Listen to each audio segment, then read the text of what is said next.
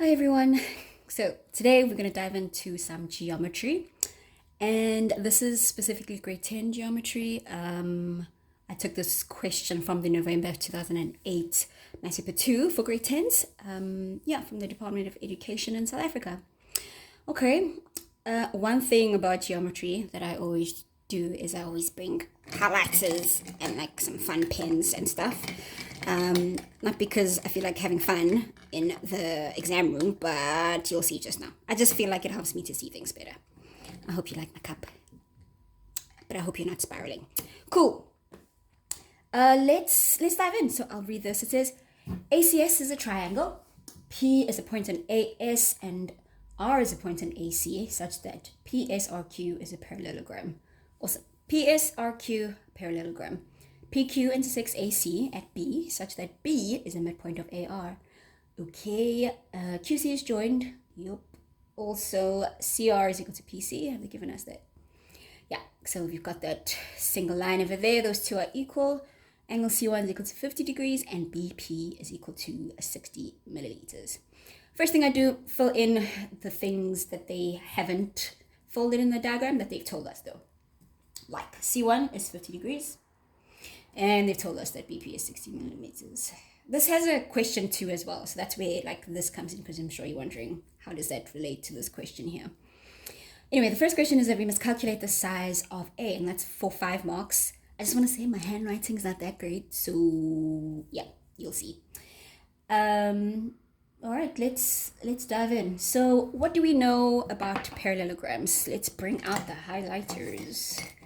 Okay, we know that QP and RS are one equal and parallel to each other. And the same can be said about this one. So we've got our QR and PS as well. So they are equal and parallel. So let's mark that in. So we don't just have to use highlighters for that. So we can say that PS, we've already got a line there, is equal to QR. And these two are equal as well. But they're also parallel. So let's put that in there as well.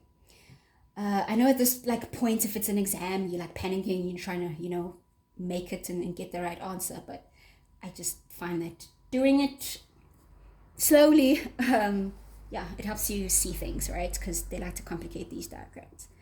Alrighty, so the question is to find the size of angle A. They've only given us the angle 50, so it means we must start somewhere here, right? Because there's nothing else we can do.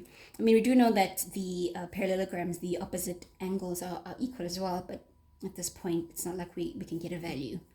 Right, so let's turn this around. I like to do this, turn it around until you see the shapes you need to see. Anyway, we've got this triangle. Let me take the green. This triangle here. So I'm going to highlight this green as well, because it's actually equal to this line QR, because they gave us that it's equal to that. All right, so we've got that, but what can we do with that information? So this makes this triangle an isosceles triangle, and we know that the angles opposite those equal sides are equal. So let's start writing that down and see what we get. Okay, cool. So they've told us that CR is equal to PS. They want a reason for everything, so you must state that this is given, and this is marks, so if you don't write the reason, you lose marks. But we also know that QR is also equal to PS, right? And that's because this is a parallelogram. So its opposite sides of a parallelogram are equal. You can understand why my handwriting sucks. I kind of write fast.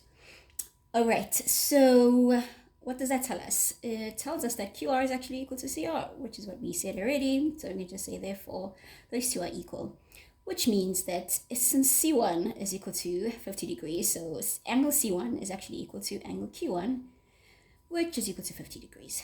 Just put that in there, just for my sake. The reason is angles opposite equal sides are equal as well. Cool, so we've got that. So we know that's 50. Now, what do we do? Okay, as soon as they tell you there are lines that are parallel to each other, you start looking for shapes. And I'm going to turn this around and figure out what shapes I need to find, right? So let me take this blue one. Okay, so we need angle A. So we can see that this is equal to this here, but it's parallel to this here, which means it's also parallel to AS. Reason I'm saying that is because no matter how much I extend this line or that line, they'll always be parallel. They'll never touch. They can go on till infinity. They'll just never meet. All right, so I can see a shape here. I'm sure you can as well. Let's mark it with a highlighter. So QRAS, we've got like a Z or N shape depending on how you look at it.